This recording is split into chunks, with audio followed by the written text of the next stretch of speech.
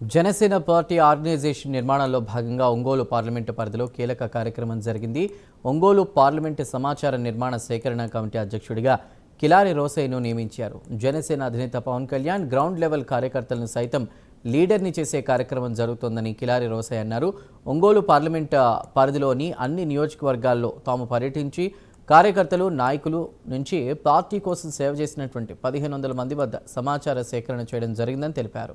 నివేదికను పార్టీ అధినేత పవన్ కళ్యాణ్కి సమర్పిస్తామని చెప్పారు. ఇక పవన్ కళ్యాణ్ నిర్ణయం మేరకు వారికి పదవులు ఇవ్వడం జరుగుతుందని కిలారి రోసయ్య అన్నారు.